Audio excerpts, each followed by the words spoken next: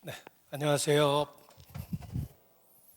함께 기도하시겠습니다.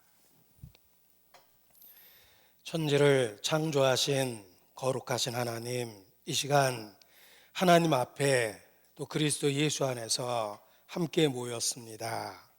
주의 진리의 말씀, 성경을 배울 수 있는 소중한 기회를 주시고 이 자리에 함께 할 수 있도록 인도해 주신 것 주님께 감사를 드립니다.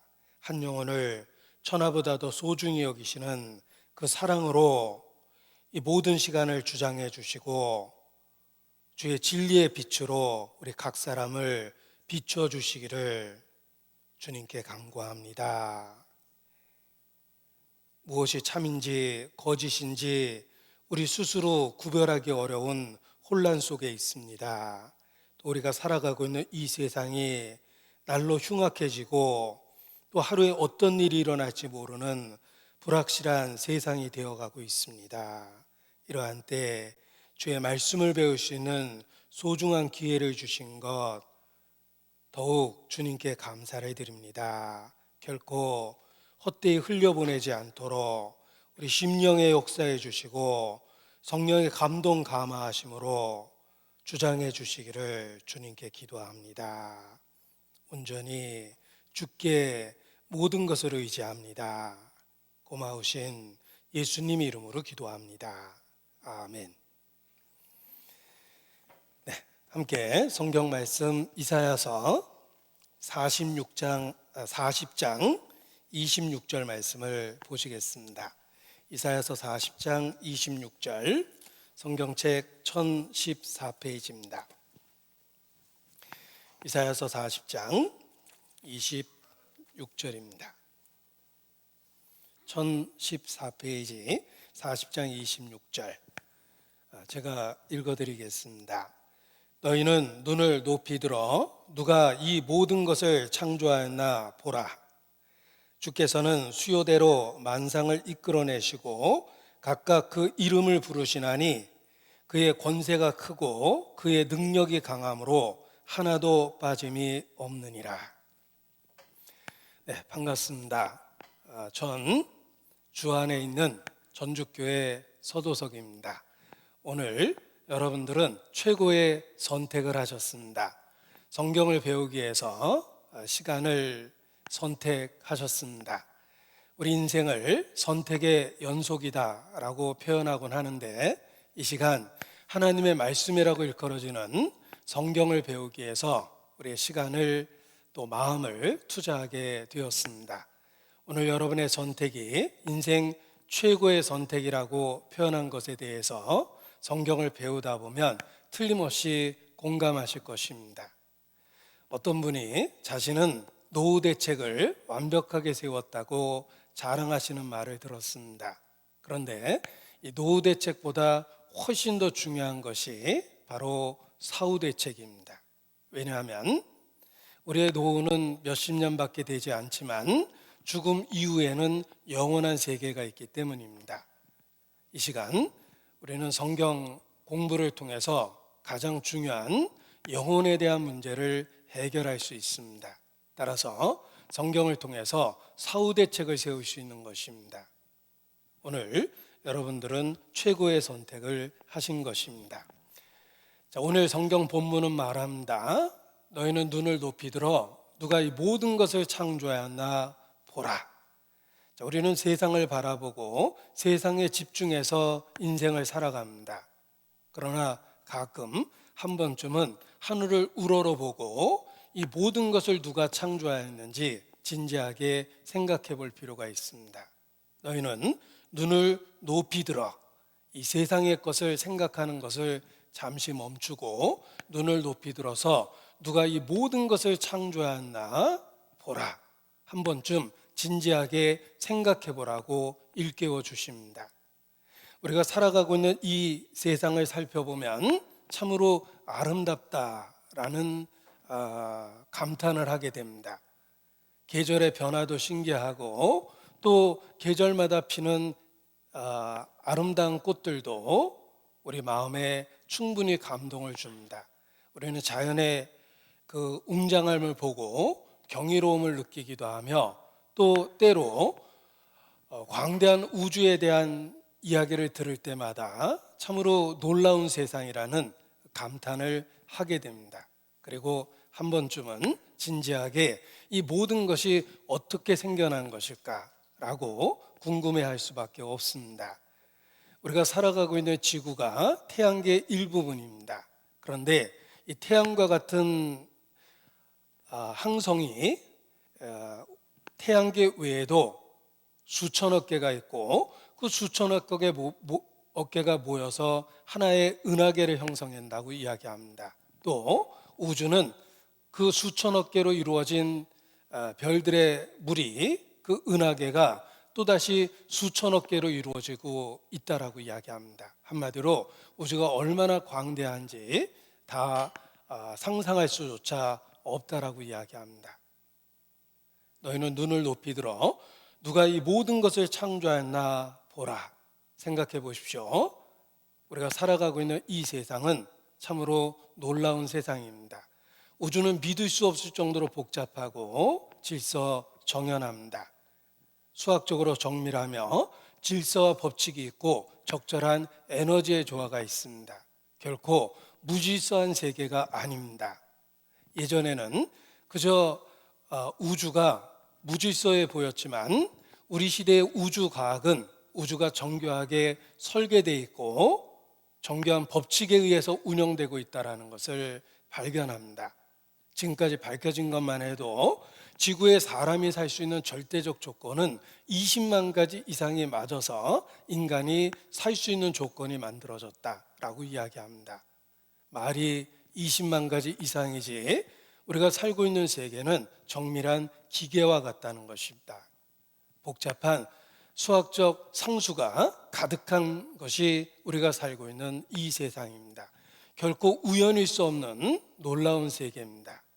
누가 이 모든 것을 창조하였는지 한 번쯤은 생각해 볼 필요가 있습니다.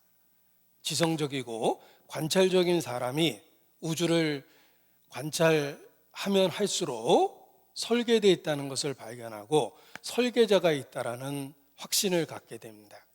우리가 살고 있는 태양계만 생각해 보십시오. 태양으로부터 지구는 1억 5천만 킬로미터 떨어져 있다라고 이야기합니다. 그런데 그 일정한 거리에 지구가 존재하기 때문에 지구에 생명이 살 수 있는 것입니다. 지구가 시속 10만 8천 킬로미터, 총알보다 빠른 속도입니다.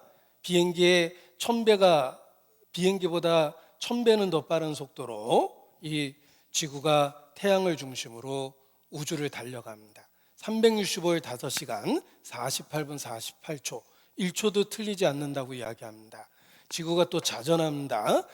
23시간 56분 4.09초라고 학자들은 이야기합니다.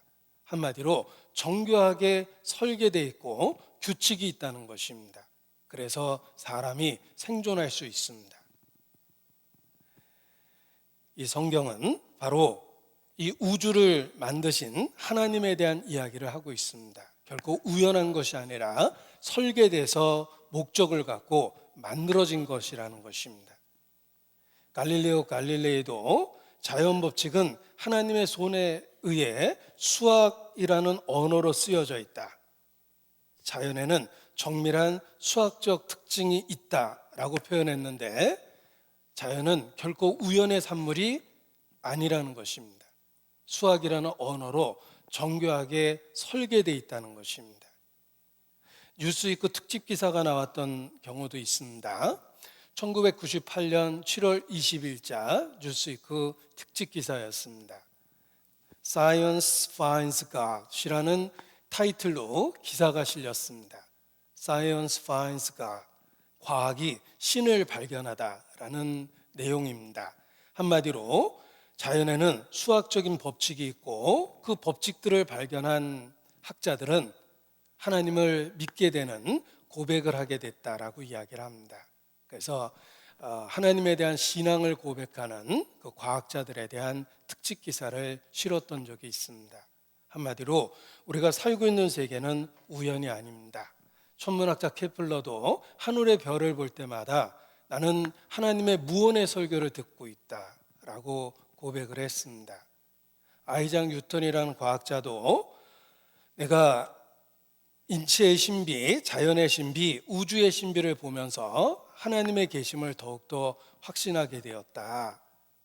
만일 인체의 신비나 자연의 신비, 우주의 신비를 보고도 하나님을 믿지 않는 사람이 있다면 정신 나간 사람이거나 아니면 정직하지 못한 사람이다.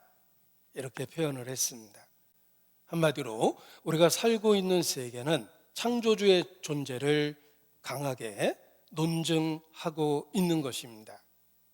우리는 하나님이 계시다는 증거 속에서 사실 생명 활동을 하고 있는 것입니다. 그래서 성경 말씀은 우리를 일깨워 주십니다. 너희는 눈을 높이 들어 누가 이 모든 것을 창조하였나 보라. 주께서는 수요대로 만상을 이끌어내시고 각각 그 이름을 부르시나니 그의 권세가 크고 그의 능력이 강함으로 하나도 빠짐이 없느니라. 창조주는 만상을 이끌어내십니다. 그는 권세가 크고 능력이 강하십니다. 그런데 이 표현 속에 각각 그 이름을 부르신다는 표현도 있고 하나도 빠짐이 없느니라 라는 표현도 있습니다. 하나님은 광대한 우주를 만드신 능력 있으신 분이지만 작은 피조물 하나하나도 알고 계시다는 것입니다. 그 하나하나에 대한 관심이 있다는 뜻입니다. 여기 보십시오. 우리가 살아가고 있는 지구입니다. 이 지구는 태양계의 일부입니다.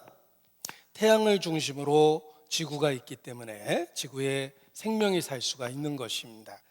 이러한 태양계와 같은 항성을 갖고 있는 별들의 무리가 은하계 속에 수천억 개가 있으며 이러한 은하계가 또한 우주에 수천억 개가 있다라고 이야기합니다. 그런데 놀라운 것은 결코 우연의 산물일 수 없는 질서와 법칙 속에서 이 모든 것이 운행되고 있다는 것입니다. 결코 우연일 수 없는 세계입니다.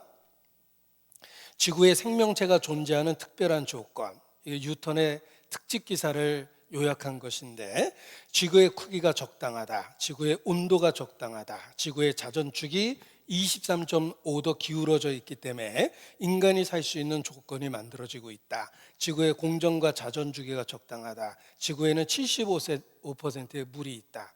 이와 같은 인간이 살 수 있는 조건이 지금까지 밝혀진 것만 해도 20만 가지 이상이다. 우리가 살고 있는 세계는 정교하게 설계된 세계라는 것입니다. 이사야서 45장 18절 말씀을 화면으로 소개합니다. 여호와는 하늘을 창조하신 하나님이시며 땅도 조성하시고 경고케 하시되 헛되이 창조치 아니하시고 사람으로 거하게 지으신 자시니라. 그 말씀에 나는 여호와라 나 외에 다른 이가 없느니라. 창조주는 하늘을 창조하시고 땅도 조성하시고 경고케 하셨습니다. 그래서 사람이 살 수 있도록 사람으로 거하게 지으신 자, 헛되이 창조치 아니하셨다. 인간이 살 수 있는 절대적인 조건을 만들어내셨다는 뜻입니다. 사람이 살 수 있도록 설계해서 만드신 것입니다. 내가 땅을 만들고 그 위에 사람을 창조하였으며 내가 친수로 하늘을 펴고 그 만상을 명하였노라. 성경의 하나님은 창조주십니다. 그런데 성경 첫 구절을 일깨워 드리겠습니다. 태초에 하나님이 천지를 창조하시니라. 성경책 맨 처음 첫 구절입니다. 사람을 처음에 만나면 자기소개를 하는데 창조주도 자기 자신을 소개하고 있습니다. 천지를 지은 창조주로 자기 자신을 소개하고 계십니다.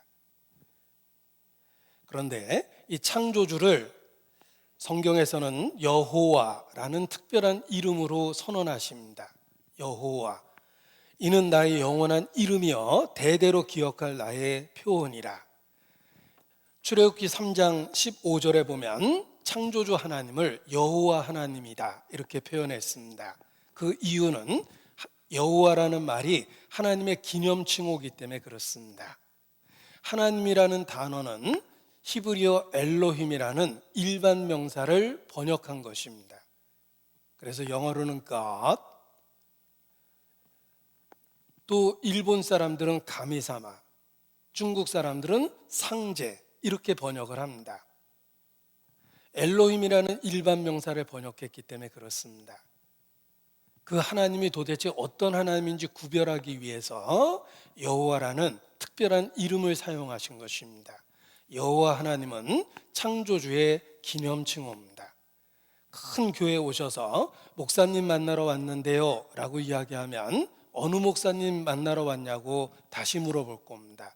왜냐하면 큰 교회에는 목사님이 많이 있기 때문에 그렇습니다.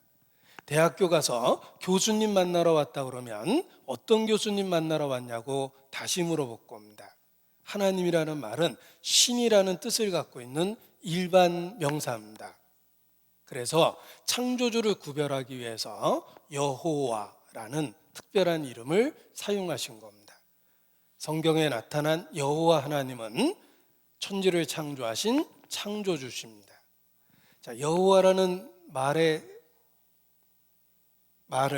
화면에 표시를 해봤습니다. 히브리어입니다. 자, 히브리어는 왼쪽에서 오른쪽으로 쓰질 않고 오른쪽에서 왼쪽으로 씁니다. 그래서 히브리어 네 철자가 표현되어 있는데 유, 해, 와, 해라는 네 철자를 썼습니다. 이 네 글자를 보면 유대인들은 깜짝 놀랍니다. 여호와, 바로 창조주 하나님의 기념칭호이기 때문에 그렇습니다. 이 말을 직역하면 나는 스스로 있는 자라는 뜻입니다. 그래서 출애굽기 3장 14절에 하나님이 모세에게 이르시되 나는 스스로 있는 자니라 라고 선언하신 것입니다. 여호와, 성경에 나타난 창조주 하나님이십니다. 이 성경은 창조주 하나님의 말씀입니다. 하나님께서 자기 자신을 우리에게 계시해 준 것입니다. 히브리서 3장 4절을 보도록 하겠습니다. 화면에도 표시를 해드릴 겁니다. 히브리서 3장 4절. 히브리서 3장 4절. 신약성경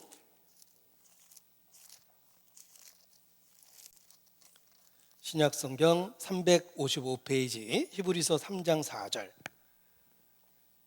제가 읽어드리겠습니다. 집마다 지은이가 있으니 만물을 지으신 이는 하나님이시라. 자, 이 말씀을 절반을 잘라서 반씩 생각을 해보겠습니다. 반을 뚝 잘라보면 전반부는 집마다 지은이가 있으니 라는 말씀입니다. 생각해 보십시오. 집마다 지은이가 있습니다. 자, 이 강당도 누군가에 의해서 설계되고 지어진 것입니다. 그래서 강사가 보일 수 있도록 강단을 높였고 적절한 바닥재를 깔았으며 환기를 위해서 창문을 달았습니다. 그리고 조명을 달기 위해서 천정에 배선을 했습니다. 출입할 수 있는 문을 설계했습니다. 이 강당도 설계되고 만들어진 것입니다. 집은 크면 클수록 복잡해집니다. 1층짜리 집보다 10층짜리가 훨씬 더 복잡하고 10층짜리 집보다 63빌딩이 훨씬 더 역학적으로 복잡해질 수밖에 없습니다. 집마다 지은이가 있으니 계집 하나 비바람에 우연히 지어지지 않습니다.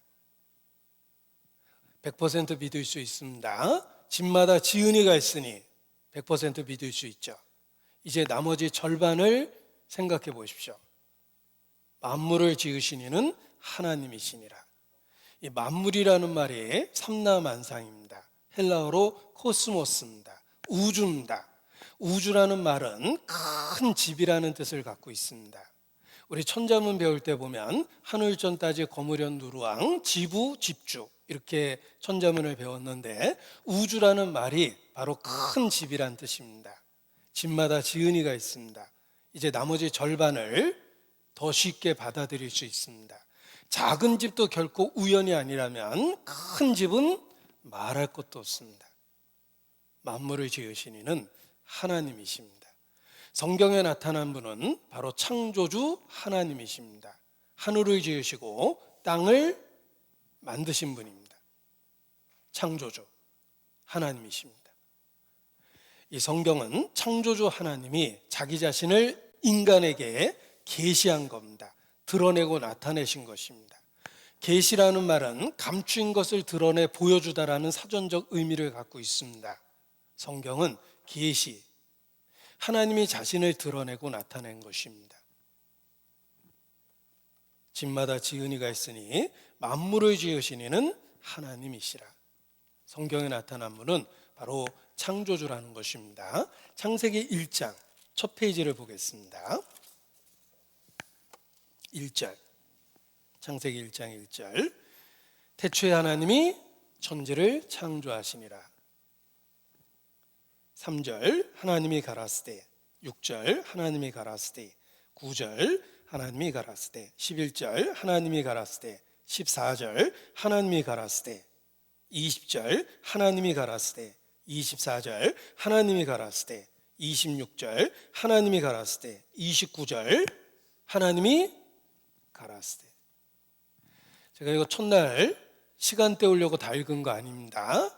창세기 1장에만 해도 하나님이 가라스되란 말이 반복적입니다. 도대체 몇 번이나 나오는 것일까? 구약 성경에만 해도 3,800번 이상 나온다고 이야기합니다. 성경은 수천 번 하나님의 말씀이라고 주장하고 있는 아주 특별한 책입니다. 그리고 이 성경이 정말 스스로 주장하는 것처럼 하나님의 말씀이라면 그만한 증거가 틀림없이 있을 것입니다. 여러분, 서점에 가서 어떤 책이든지 꺼내서 한 권 읽어봤다고 가정해 보겠습니다. 내가 저자를 만나본 적은 없지만 책을 읽다 보면 내가 만나보지 못한 저자의 수준을 알 수 있고 인격을 알 수가 있습니다. 책은 책을 쓴 사람의 인격을 그대로 반영하고 있기 때문입니다. 여러분이 혹 어린아이의 책을 읽었다면 금방 알 수 있을 겁니다. 몇 페이지 읽어보니까 야, 이거 유치하다, 애들이 쓴 것 같다 라고 느끼실 거고, 혹 대학 교수의 책을 읽었다면 이 사람 공부 많이 했구나, 연구 많이 했네, 그것도 금방 알 수 있을 것입니다. 어린아이의 책과 대학 교수의 책은 바로 구별될 수 있습니다. 수준이 다르기 때문에 그렇습니다. 성경은 하나님이 가라스되 수천 번 인류에게 주장하고 있는 특별한 책입니다. 사실이라면 그만한 수준이 있고 그만한 능력이 들어있을 것입니다.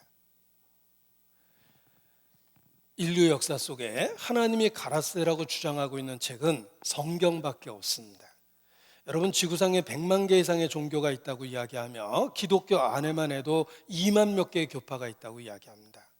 종교도 많고 기독교 안에 교파도 많습니다. 그러나 기억할 것은 하나님이 가라스데라고 주어진 책은 오직 성경밖에 없다는 것입니다. 이 성경이 정말 하나님의 말씀이라면 그만한 수준이 있고 그만한 능력이 있을 것입니다. 너희는 여호와의 책을 자세히 읽어보라. 부지런히 연구하고 살펴보라. 너희가 나의 신됨을 깨달아 알리라 말씀하셨습니다. 성경이 정말 창조주의 말씀이라면 우리가 함께 배우는 중에 과연 하나님의 말씀이다라는 충분한 증거를 보게 될 것입니다. 성경은 창조주 하나님의 말씀이기 때문에 이 우주를 어떻게 만드셨는지를 아주 구체적으로 표현하셨습니다. 그것은 하나님밖에 할 수 없는 말씀들인데 수천 년 전에 기록된 성경에 그런 말씀이 가득합니다. 예를 들면 우리가 살고 있는 지구, 또 우리가 바라보고 있는 별들에 대한 이야기를 많이 말씀하셨는데, 우리 시대 우주과학은 그 수천 년 전의 성경 기록이 사실이라는 것을 비로소 우리 시대에 입증을 했습니다. 그 몇 구절을 소개해 보면 이와 같습니다. 자, 성경에는 하나님이 이 우주와 지구를 어떻게 만드셨는지 구체적으로 언급을 많이 하셨습니다. 몇 구절 소개해 보겠습니다. 3,500년 전에 기록된 욥기 26장 7절에 이런 말씀이 있습니다. 그는 북편하늘을 허공에 펴시며 땅을 공간에 다시며. 여기 영어 번역을 병기했는데 He, 창조주입니다. hang the earth upon nothing. 그가 지구를 아무것도 없는 허공에 hang, 매달았다라고 되어 있습니다. 그런데 우주에 나가서 지구를 보면 정말 아무것도 없는 허공 가운데 지구가 떠 있습니다. 그가 땅을 공간에 달아 놓으셨습니다. 수천 년 전에 이렇게 말씀하셨습니다. 옛날 사람들은 지구가 이렇게 생긴 줄 알았습니다. 바다 끝까지 가면 뚝 떨어지는 줄 알았습니다. 콜럼버스가 아메리카 대륙을 발견한 게 1492년, 500여 년 전입니다. 그는 아메리카 대륙이 인도인 줄 알고 원주민을 인디언이라고 불렀습니다. 그 당시만 해도 지구가 네모난 줄 알고 있었기 때문에 그렇습니다. 그런데 성경에는 지구가 허공 가운데 달려 있고 또 둥글다라고 분명하게 말씀하셨습니다. 이것은 창조주만이 할 수 있는 말씀입니다. 옛날 사람들은 지구가 이런 줄 알았고 또 힌두인들은 거대한 코끼리가 받치고 있다고 생각했으며 메소포타미아 사람도 지구가 네모났고 이쪽 구멍에서 태양이 나와서 터널을 통해서 반대편 구멍으로 뚝 떨어진다고 생각을 했습니다. 이집트 사람들이 생각한 지구도 별반 차이가 없습니다. 그런데 성경은 지구가 허공 가운데 달려있고 또 둥글다라고 말씀하십니다. 이사야서 40장 22절에 보면 그가 땅 위 궁창에 앉으셨다고 표현되어 있는데 영어 번역에 보면 the above the circle of the earth, circle, around, 컴파스라는 단어를 씁니다. 한마디로 지구가 둥글다라고 이야기한 겁니다. 이것은 만드신 하나님만 할 수 있는 말씀입니다. 지구는 둥글고 허공 가운데 달려 있습니다. 제가 이 물컵을 안수기도 하고 손을 딱 떼니까 공중에 떴습니다. 더 놀라운 건 다시 한번 안수기도 하고 컵을 뒤집었는데 물이 한 방울도 떨어지지 않습니다. 그리고 얍 하니까 거꾸로 된 상태에서 물 한 방울 떨어뜨리지 않고 이 강당을 빙글빙글 돌기 시작했습니다. 기적이죠. 아마 방송국에서 그것이 알고 싶다 그러면서 달려올 겁니다. 자, 컵이 공중에 뜨면 기적인데 이 거대한 지구가 허공 가운데 달려있고 물 한 방울 떨어뜨리지 않고 우주 공간을 달려가고 있습니다. 더 놀라운 기적입니다. 창조주가 만드신 기적입니다. 그가 땅을 공간에 달아 놓으셨습니다. 이런 말씀을 3,500년 전에 하신 것입니다. 다시 보십시오. 욥기 26장 7절 그가 땅을 공간에 다셨다. 그런데 그 앞구절에 북편 하늘을 허공에 폈답니다. 영어 번역에 He stretched out the north over the empty place. 북편 하늘에 empty place라는 빈 공간을 stretch out, 펼쳐놨다라고 말씀하셨습니다. 그런데 놀라운 사실이 우리 시대에 발견됐습니다. 우주에 불가사의한 공간이 있다. 북두칠성 뒤 지름이 3억 광년, 별도 별로 없는 텅 빈 공간이 실제로 있었습니다. 북두칠성 뒤 북편 하늘입니다. 지름이 3억 광년이니까 엄청나게 넓은 공간입니다. 실제로 빈 공간이 있었습니다. 어떤 분은 천국과 지옥이 여기 있다고 얘기하는데 그건 가봐야지 알겠습니다. 거대한 우주에 있는 구멍이 지금까지 이론을 부인하기 시작했다. 외국 신문에도 많이 나왔습니다. 거대한 우주에 있는 구멍이 지금까지 이론을 시험하고 있다. 북편 하늘에 지름이 3억 광년이나 되는 empty place, 빈 공간이 실제로 있었던 것입니다. 또 욥기 28장 5절에 보면 지면은 식물을 내나 지하는 불로 뒤집는 것 같다라고 말씀하셨습니다. 겉에서는 식물과 풀이 자라지만 땅 속은 불로 뒤집는 것 같답니다. 영어 번역을 보면 As for the earth from it, 지구에 대해서는 그것으로부터 comes bread, 식물이 나오고 but underneath, 그 아래에는 it is turned up as by fire.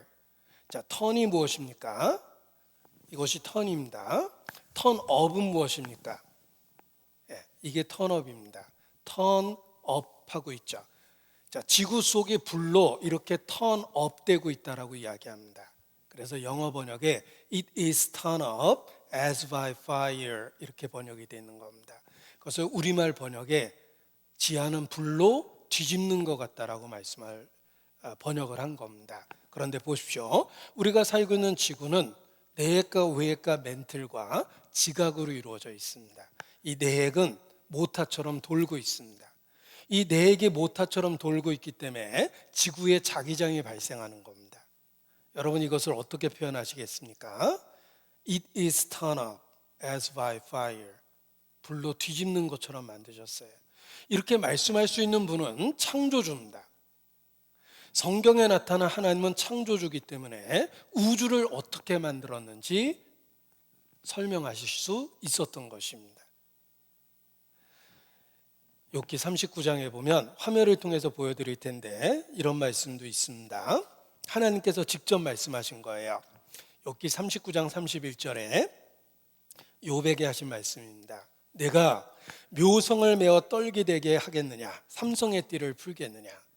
하나님이 우주를 만드신 이야기를 하면서 내가 묘성과 삼성, 내가 보는 그 별들도 내가 만들었는데 묘성을 떨기되게 만들었고 삼성을 띠를 풀어서 만들었다고 말씀하신 겁니다. 그런데 보십시오. 이 묘성이라는 그 별이 떨기되게 만들었고 삼성이라는 별은 풀어놨다고 말씀하셨습니다. 이 묘성이 플레이아데스라는 성단입니다. 삼성은 오리온자를 삼성이라고 그럽니다. 하늘을 통해서 늘 보는 별자리를 갖고 하나님이 말씀하신 것인데 보십시오. 이것이 묘성 플레이아데스 성단입니다. 여기가 플레이아데스예요. 이걸 확대한 겁니다. 이것이 묘성이라는 플레이아데스인데 이 별들을 하나님이 떨기별로 만들었답니다. 무더기 별들로 만들었다는 거예요. 그런데 이 별들을 육안으로 관찰하면 6개의 별이 보입니다. 6개가 보입니다. 6개의 별들을 볼 수가 있는데 만원경을 통해서 보게 되면 놀라운 일이 있습니다. 실제로는 하나의 별이 아니라 수없이 많은 별들의 물이라는 거예요. 성단입니다. 떨기되게 만든 거예요. 하나의 별이 아니라 수백 개의 별들이 모여있는 성단입니다. 마치 포도 한 송이처럼 하나가 아니라 여러 개의 포도알로 이루어진 것처럼 별들이 하나의 무리를 져서 뭉쳐있는 별들입니다. 묘성을 떨기로 만드셨다고 말씀하셨는데 그 떨기 형태의 별이라는 걸 우리 시대에 알게 됐습니다. 하나님은 3500년 전에 말씀하신 거예요. 네가 눈으로는 6개의 별을 보고 있지만 사실은 그 별들이 떨기되게 무더기 별로 만든 거다. 이것은 창조주만 할 수 있는 이야기입니다. 우리 시대에 입증이 됐습니다. 이 플레이아데스 성단은 이런 떨기별의 형태라는 것을 우리 시대에 알게 된 겁니다. 그리고 삼성의 띠를 풀겠느냐. 이 삼성이 오리온자입니다. 여기 삼성 보이죠? 하나, 둘, 셋. 오리온자에 눈에 띄는 3개의 별을 삼성이라고 합니다. 여기 눈에 띄는 3개의 별이 보입니다. 여기 오리온자예요. 그래서 옛날 삼성전자 마크가 이렇게 생겼었습니다. 오리온자에 있는 별자리를 딴 거예요. 자, 여기 오리온자에 눈에 띄는 3개의 별입니다. 이렇게 3개의 별이 보입니다. 그런데 하나님은 이 삼성을 실제로는 띠를 풀어놨다고 되어 있어요. 거리를 둬서 만든 별이라고 말씀하십니다. 자, 육안으로 관찰하게 되면 서로 떨어져 있는 별이 붙어 있는 것처럼 보이기도 합니다. 그러나 오리온자로 알려진 삼성은 묶여 있지 않다. 즉 띠가 풀려 있는 형태입니다. 여기 3개의 별이 보이는데 실제로는 별이 이 뒤편으로 공간, 큰 거리를 두고 존재하고 있다는 것입니다. 그런데 우리가 보는 위치에서 나란히 보이는 것뿐입니다. 띠가 풀려 있다는 거예요. 그래서 마치 이런 그 사진 촬영과 같습니다. 실제 이 아이는 저 뒤편에 있는 것인데 같은 위치에서 보게 되니까 이렇게 특별한 모양처럼 보이는 겁니다. 오리온자가 그렇다는 거예요. 실제로는 서로 멀리 떨어져 있는 별이라는 것입니다. 삼성의 띠를 풀겠느냐. 이 별을 만드신 하나님께서 욥에게 그 별에 대한 설명을 해주신 구절 중에 하나입니다. 그런데 이런 말씀이 3500년 전에 표현되어 있다는 것입니다. 이렇게 말씀할 수 있는 분은 한마디로 창조주 하나님밖에 없습니다. 이 성경에 나타난 하나님은 천지를 지은 창조주입니다. 사실 우리가 살아가고 있는 이 세계는 하나님이 계시다는 증거로 이루어져 있는데 바로 하나님이 만든 대자연이 그렇습니다. 로마서 1장 여기 한 구절 화면을 통해서 보여드리겠습니다.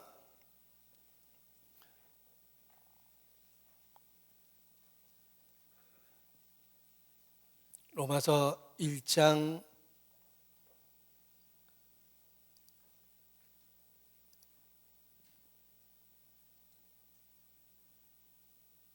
20절입니다. 화면을 통해서 제가 보여드리겠습니다.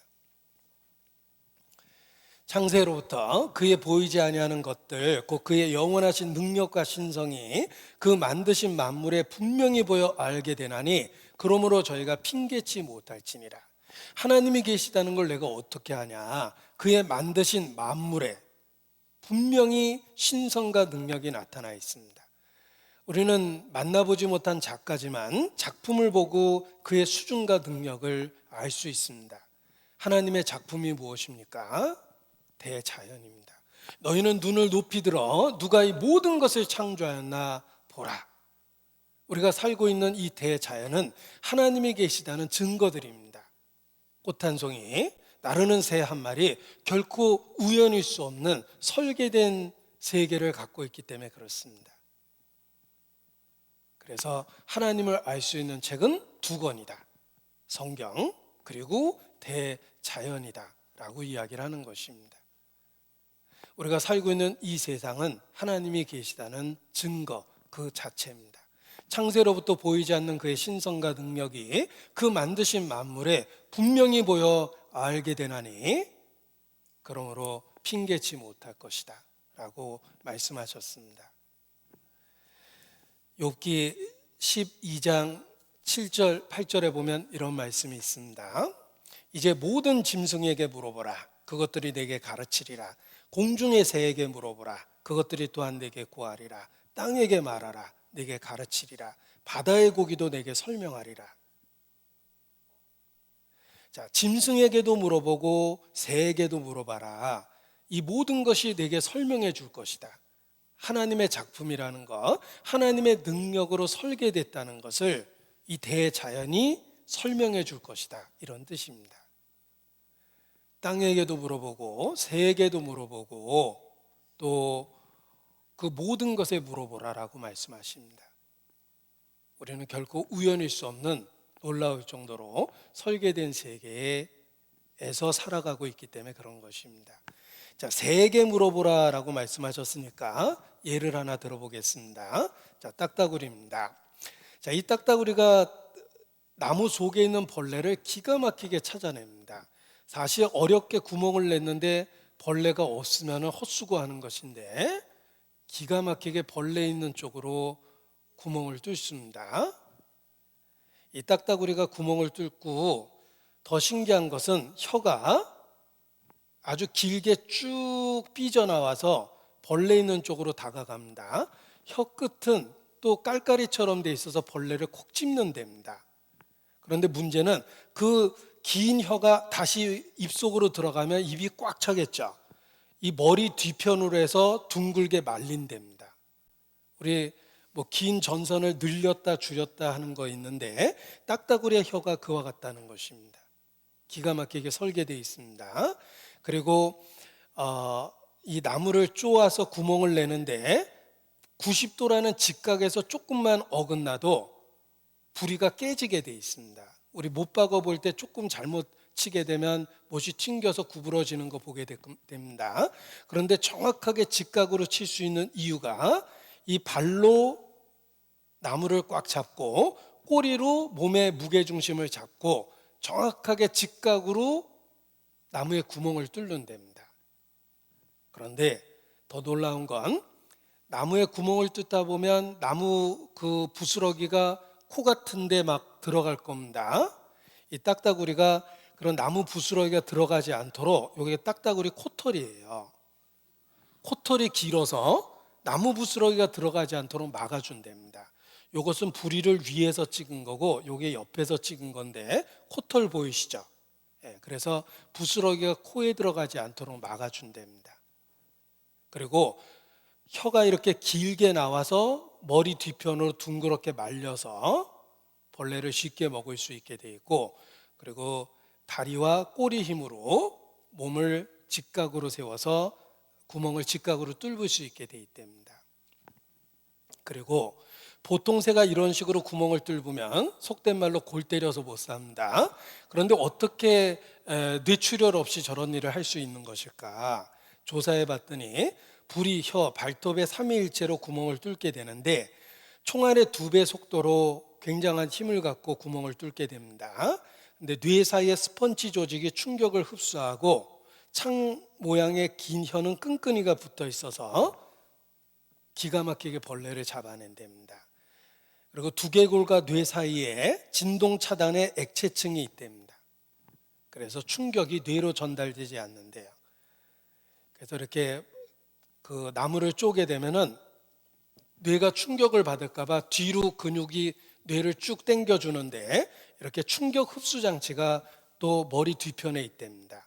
그래서 여러 안전 장치를 갖고 있기 때문에 그렇게 특별한 행동을 할 수 있답니다. 결코 진화로는 설명할 수 없는 특별한 기능이라는 거예요. 세계도 물어보라. 그것들이 내게 설명하리라 말씀하셨습니다. 작은 새 한 마리, 또 드레핀 꽃 한 송이도 살펴보면 정교하게 설계된 것입니다. 창조주의 존재, 그 능력을 우리에게 논증해주고 있는 것입니다. 따라서 어떤 의미에서 우리는 하나님이 계시다는 증거 속에서 일생을 살고 있는 것입니다. 하나님께서 성경이라는 방법으로 자기 자신을 온 인류에게 나타내신 것입니다. 요한복음 1장 1절 또 보겠습니다. 요한복음 1장 1절입니다. 요한복음 1장 1절. 신약성경 요한복음 1장 1절. 태초에 말씀이 계시니라. 이 말씀이 하나님과 함께 계셨으니 이 말씀은 곧 하나님이시니라. 보십시오. 창세기 1장 1절과 비교해 보십시오. 태초에 하나님이 천지를 창조하시니라. 요한복음 1장 1절. 태초에 말씀이 계시니라. 이 말씀이 하나님과 함께 계셨으니 이 말씀은 곧 하나님이시니라. 말씀이 하나님이십니다. 천지를 창조하신 하나님께서 사람에게 말씀이라는 방법으로 자신을 나타내셨다는 것입니다. 말씀이 하나님이십니다. 중요하니까 칠판에 쓰겠습니다. 이 말씀이 곧 하나님이시니라.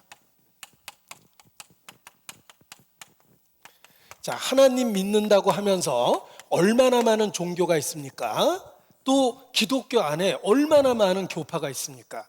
도대체 어떤 하나님을 믿어야 됩니까? 잘못 믿으면 신천지 믿을 텐데 도대체 어떤 하나님을 믿어야 됩니까? 정답입니다. 말씀이 하나님이십니다. 하나님을 믿는다는 말은 말씀을 믿는 거예요. 하나님과 동행하십니까? 말씀대로 살고 있냐고 물어본 겁니다. 하나님께 순종하십니까? 말씀에 순종하고 있느냐고 물어본 겁니다. 왜냐하면 말씀이 하나님이시기 때문에 그렇습니다. 죄형 법정주의, 재판을 받으러 가면 판사가 임의대로 판단하는 게 아닙니다. 그건 사법농단이죠. 법대로 판단합니다. 형법 제1몇 조에 의거하여. 판사는 반드시 법대로 재판을 해야 됩니다. 하나님의 법정도 그렇습니다. 죽음을 건너가면 기록된 말씀이 펼쳐져 있고 말씀대로 심판하겠다고 선언하셨습니다. 너의 말하고 행하는 바가 이 말씀에 맞지 아니하면 너희가 정령 아침빛을 보지 못하고 이 땅으로 헤매며 공고하며 번주하며 줄일 것이라. 내가 너에게 이른 이 말이 마지막 때 너희를 심판할 줄 알라 라고 말씀하셨습니다. 말씀이 하나님입니다. 올바로 믿을 수 있는 방법은 기록된 대로 믿는 거예요. 말씀대로 믿는 겁니다. 그래서 서양의 목사님들의 설교를 들어보면 수십 번 반복하는 표현을 합니다. The Bible says. 성경은 말하기를. 자신의 설교가 성경을 근거로 했다는 걸 확인하기 위해서 끊임없이 반복적으로 이야기합니다. 성경대로 믿어야지 올바른 하나님을 믿을 수 있는 것입니다. 요한복음 8장 32절입니다. 아마도 가장 유명한 성경 구절 중에 하나일 겁니다. 요한복음 8장 32절. 자, 짧은 말씀이니까 요한복음 8장 32절 같이 읽어보겠습니다. 진리를 알지니 진리가 너희를 자유케 하리라. 자, 진리를 알지니 진리가 너희를 자유케 하리라. 연세대학교 교훈이 진리와 자유죠. 바로 이 구절에서 딴 겁니다. 무엇으로부터의 자유냐면 거짓과 혼란으로부터 벗어나게 해준다는 뜻입니다. 진리가 무엇입니까? 자, 신약 성경은 헬라어로 기록됐습니다. 그 헬라어로 기록된 성경, 진리라는 단어가 헬라어로 로고스예요. 들어보셨죠? 로고스, 진리입니다. 이걸 동양적인 언어로 번역하면 절대 진리, 도. 옛 어른들이 조문 도면 석사도 가야하다. 아침에 진리를 들으면 저녁에 죽어도 좋겠다고 이야기했던 절대 진리 도입니다. 동양의 도, 서양의 로고스, 진리를 알지. 자, 진리가 무엇입니까? 요한복음 17장 17절에 보면 아버지의 말씀은 진리니이다. 이렇게 선언되어 있습니다. 하나님의 말씀이 진리입니다.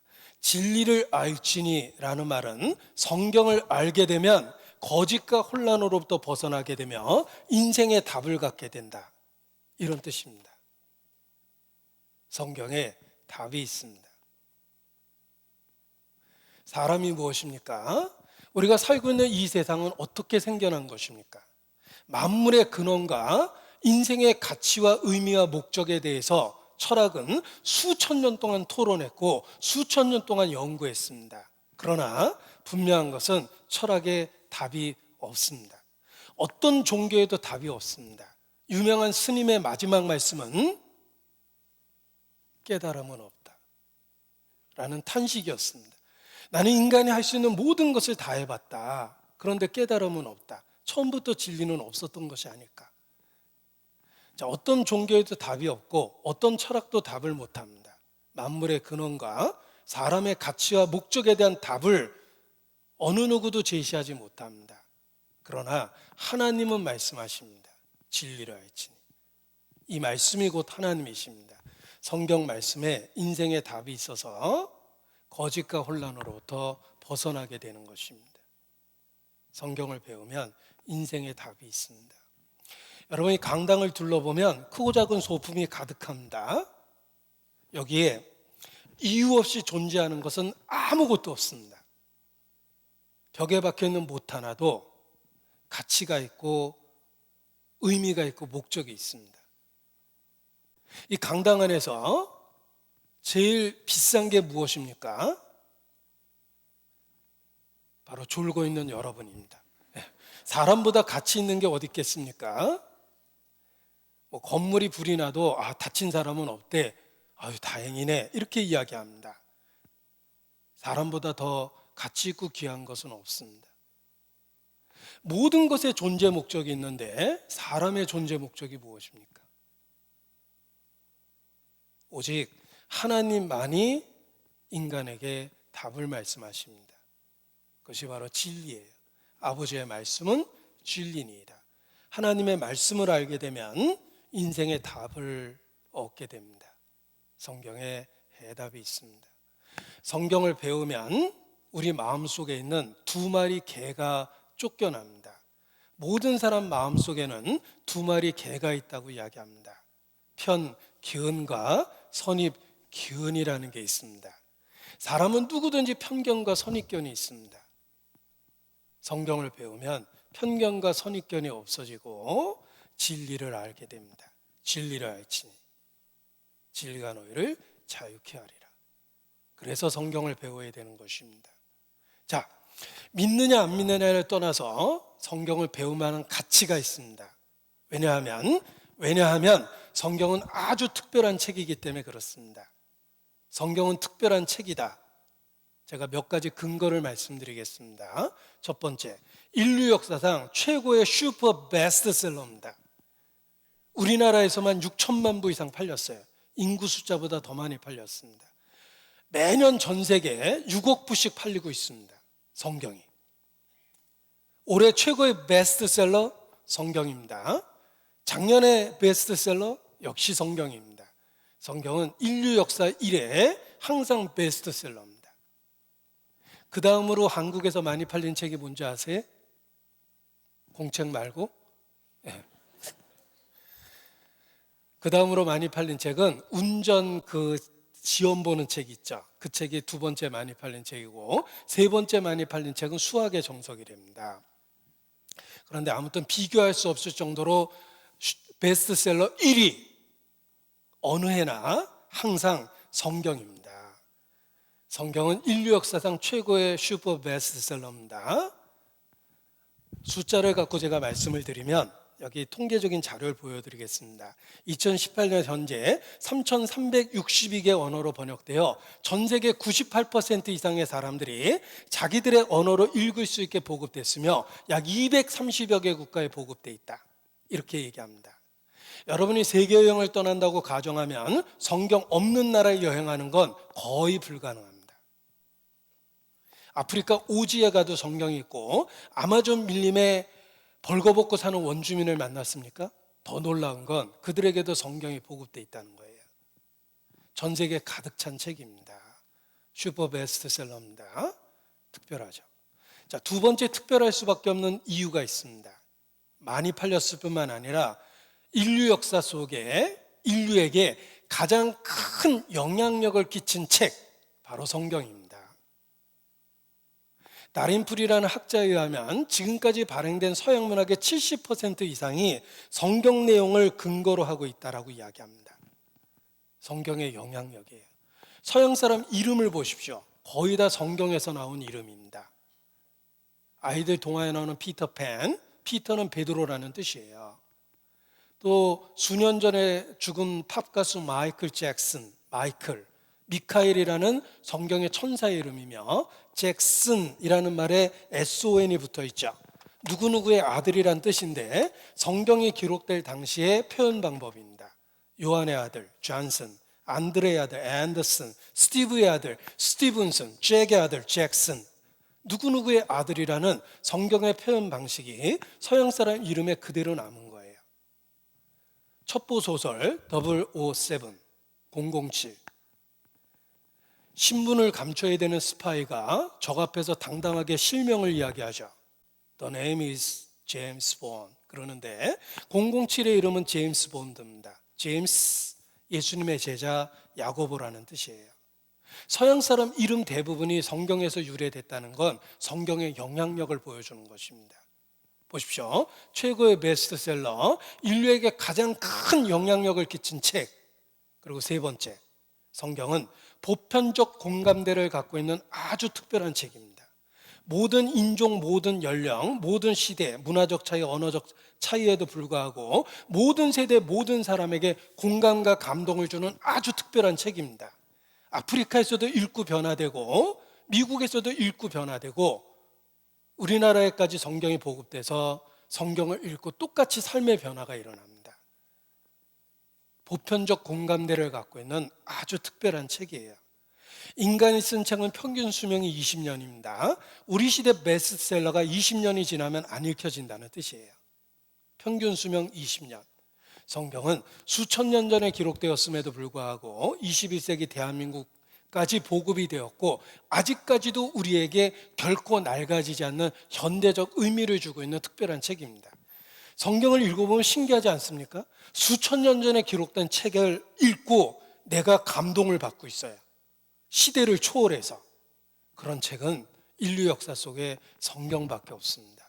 보편적 공감대가 있어요. 결코 변하지 않는 특별한 책입니다.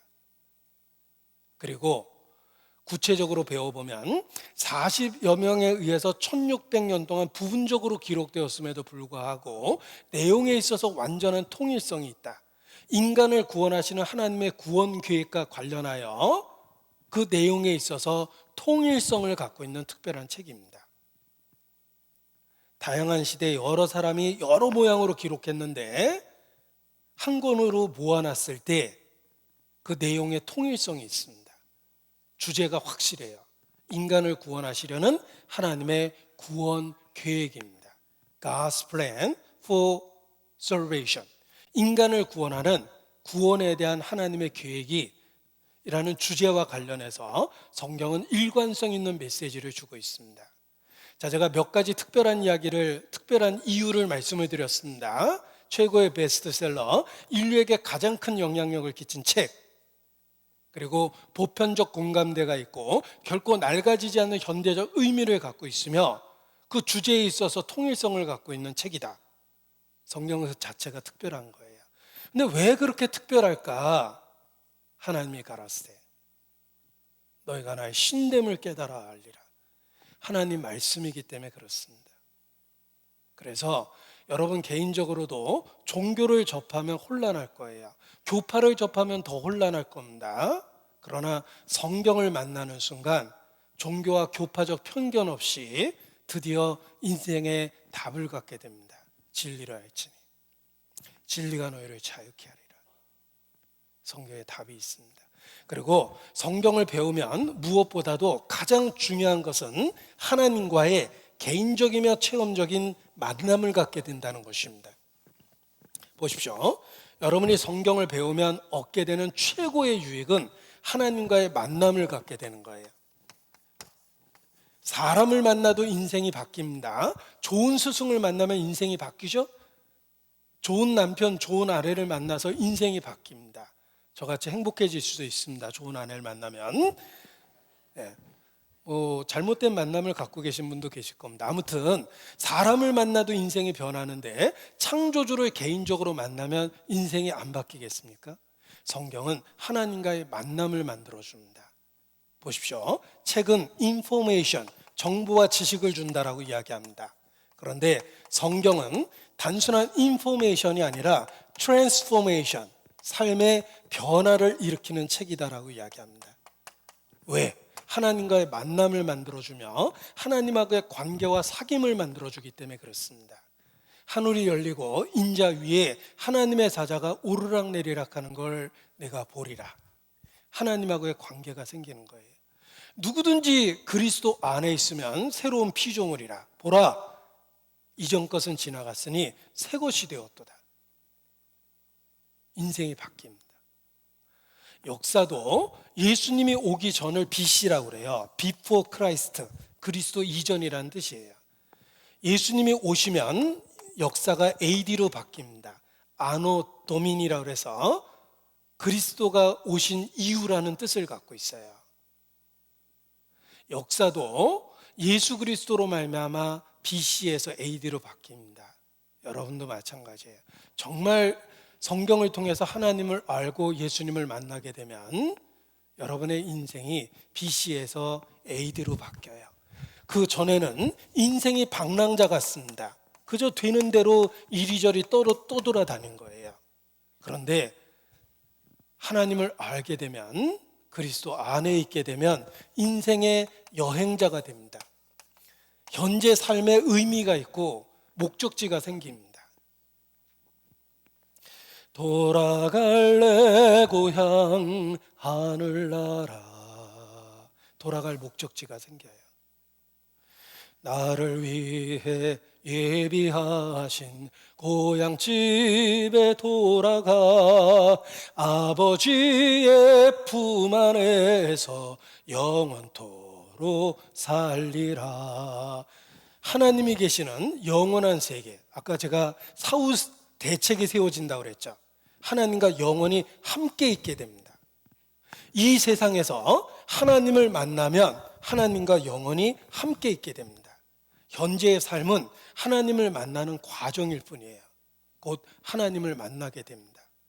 그러나 하나님을 모르면 인생의 방랑자예요. 목적지가 없어요. 이리저리 헤매는 겁니다. 수년 전 전국적인 부흥 집회가 있었을 때 불렀던 캠페인송입니다. 알았네 나는 알았네 이제 더 피하지 않으리 세상 쾌락을 찾아봤으나 슬픔뿐이었다네. 알았네 나는 알았네 인생의 답을 갖게 됩니다. 성경을 통해서 하나님을 만나면 인생의 답을 갖게 돼요. 그런데 하나님을 모르면 인생의 방랑자라고 그랬죠? 비슷한 가사인데 전혀 다른 노래를 불러야 돼요. 난 알아요. 시름시름 알아요. 이런 거 부르다가 죽어야 되는 거예요.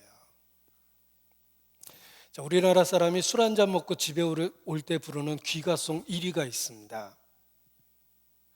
오늘도 걷는다 많은 정처 없는 이 발길. 귀가송 1위랍니다. 술 먹으면 본능적으로 그런 노래가 나와요. 오늘도 새벽밥 먹고 정말 부지런히 살았는데 정처 없는 이 발길. 자기가 뭐 때문에 살아있는지조차도 몰라요. 속된 말로 죽지 못해서 사나 이런 생각이 듭니다. 정처 없는 이 발길이에요. 자, 그런데 그 노래는 끝까지 부르면 큰일 납니다. 선창가 고동소리에 옛님이 그리워져 이렇게 돼 있거든요. 옛님 타령하고 집에 들어와서 무사할 리는 없겠죠. 예. 그런데 왜 그런 노래를 부릅니까? 본능에서 나온 노래예요. 자기 인생이 딱 그 모양이에요. 정처 없는 이 발길이에요. 평생 열심히 정말 열심히 살았는데 도대체 무엇 때문에 살아야 될지 잘 모르겠고 앞으로 어떻게 될지는 더더욱 모르니까 늘 불안합니다. 인생이 방랑자예요. 여러분 스스로 생각해 보십시오. 여러분의 인생은 방랑자 같습니까? 목적지를 두고 살아가는 여행자 같습니까? 성경을 배우면 하나님을 만나게 되고 인생의 목적이 생깁니다. 삶의 트랜스포메이션, 변화가 생깁니다. 그냥 막연하게 교회만 다니면 10년 다녔으니까 10년 더 다녀도 안 변해요. 제자리 걸음한 거하고 똑같아요. 성경을 배워야지 하나님을 만나게 되고 거듭나게 됩니다. 성경을 배우는 목적은 거듭나기 위해서예요. 베드로전서 1장, 신약성경 베드로전서 1장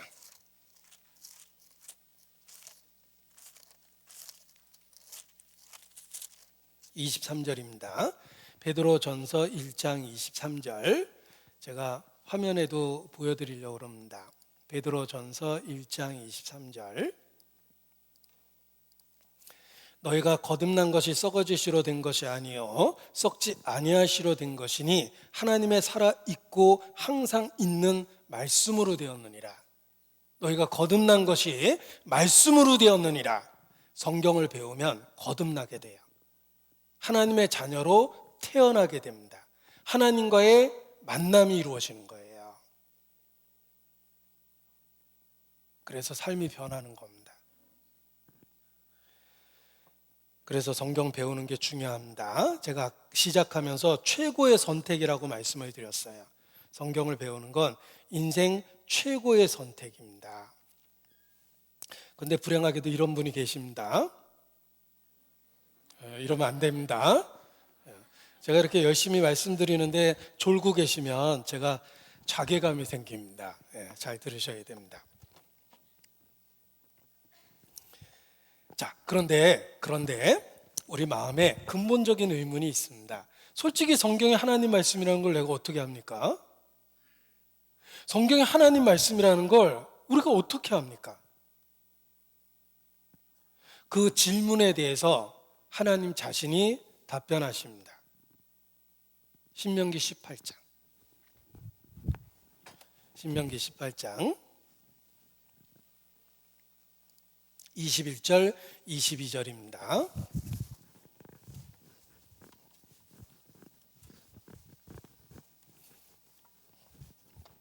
신명기 18장 21절 22절 내가 혹시 심중에 이르기를 그 말이 여호와의 이르신 말씀인지 우리가 어떻게 알려 하리라.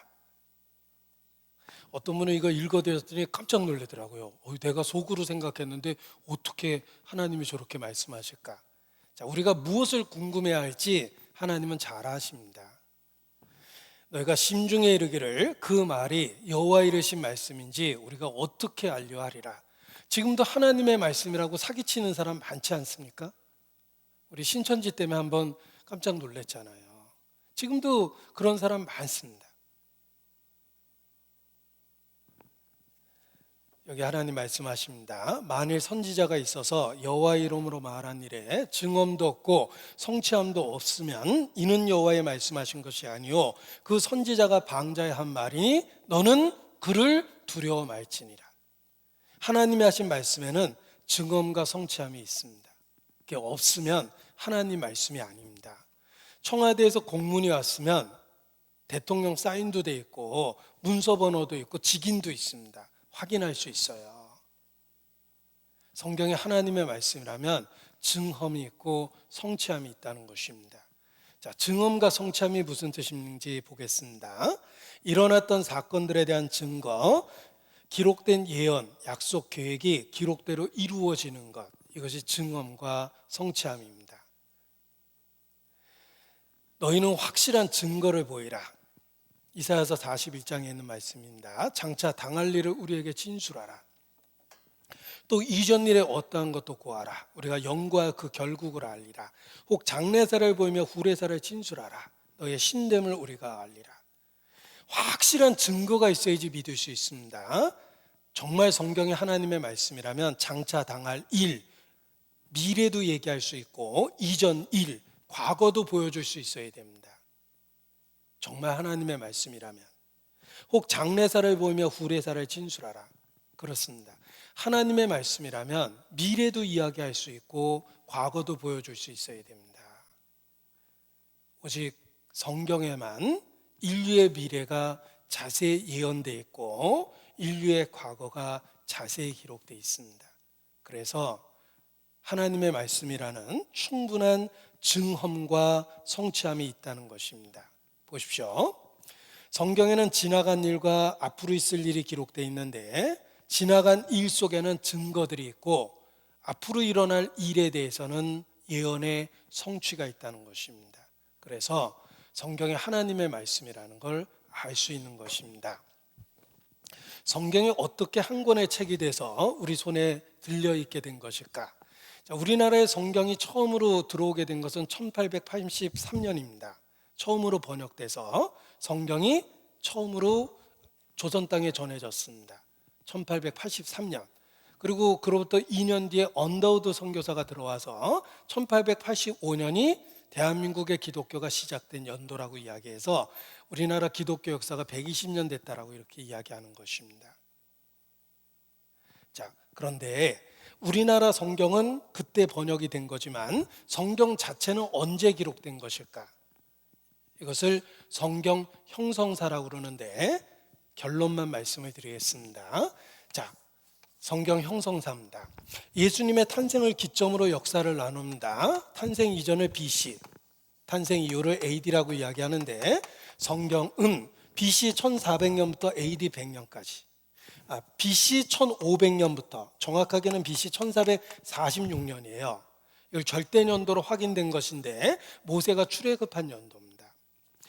그래서 BC 1500년경 이렇게 이야기합니다. AD 100년까지 1600년 동안 기록된 것이 성경이며 예수님 탄생 이전에 기록된 걸 구약 39권, 예수님 탄생 이후에 기록된 걸 신약 27권, 성경은 66권의 합본판이에요. 이때 기록된 겁니다.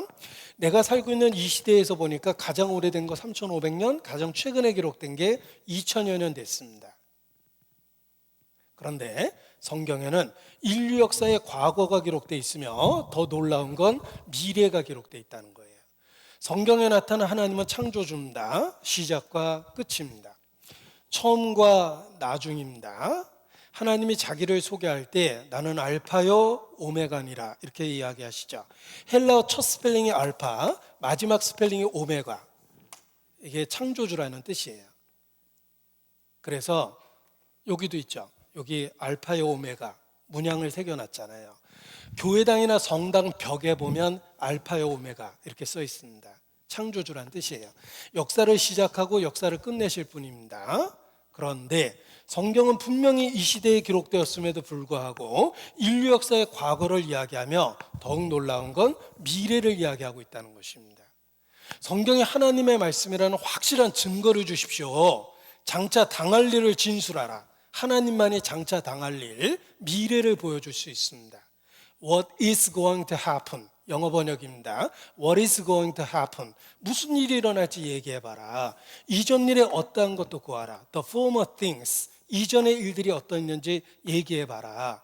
이전 일 속에서는 증거가 나타나고 예언 속에서는 성취가 나타납니다. 그래서 성경이 하나님의 말씀이라는 건 역사적인 증거들 그리고 예언의 성취를 통해서 알 수 있는 겁니다. 우리는 성경 공부를 통해서 역사적인 증거를 배울 겁니다. 예언의 성취를 볼 겁니다. 너희가 나를 여호와인 줄 알리라. 자, 성경을 영어로 바이블이라고 합니다. 이 바이블이라는 말은 비블로스라는 헬라어에서 나온 거예요. 책이라는 뜻이에요. 이 말의 복수형은 비블리아입니다.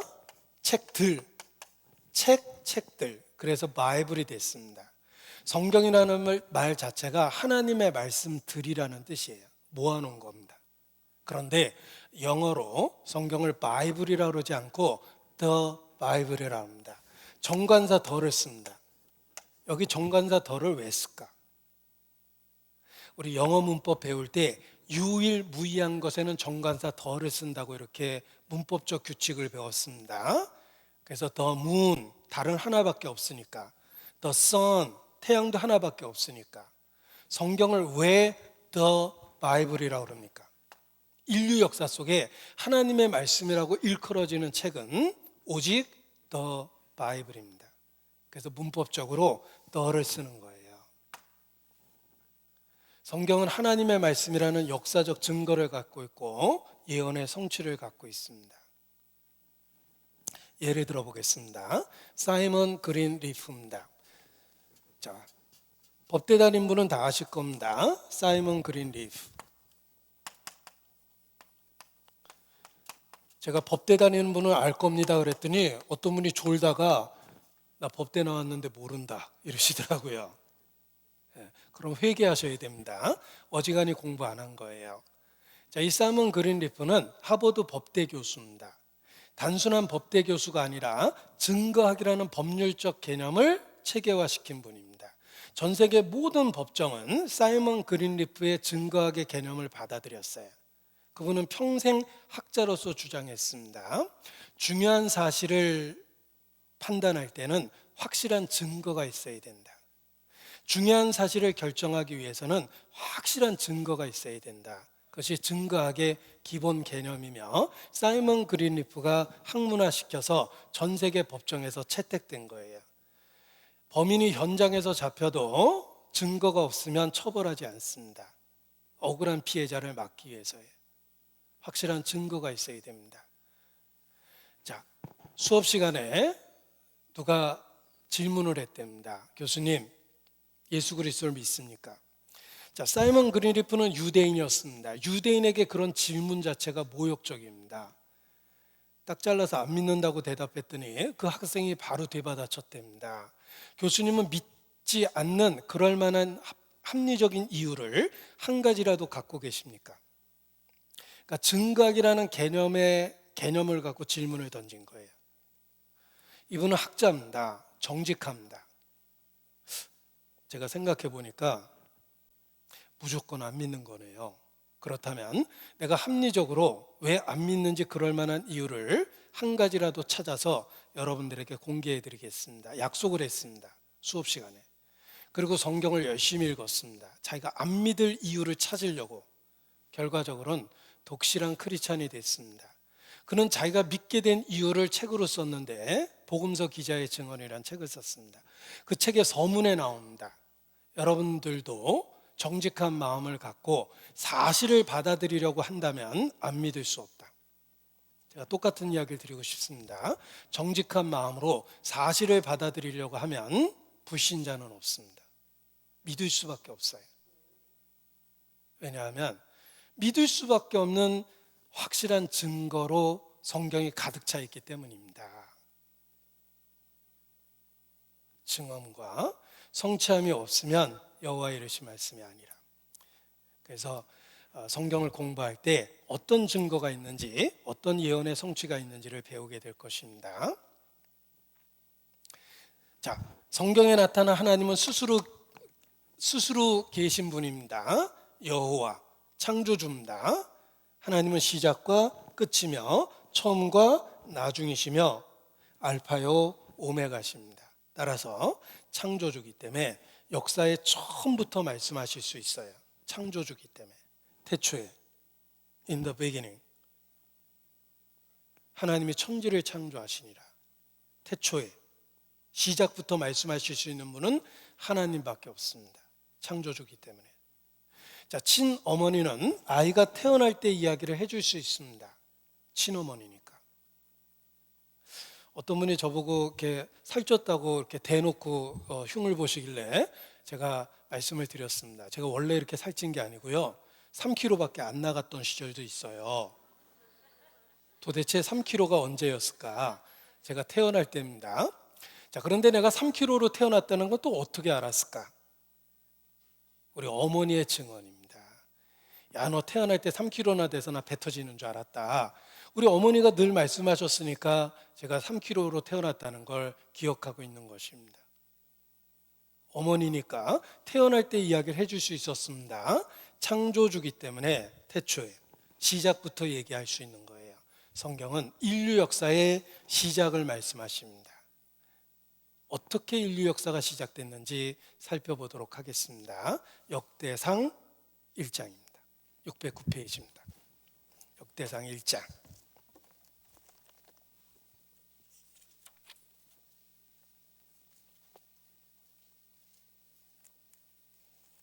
역대상 1장입니다. 609페이지.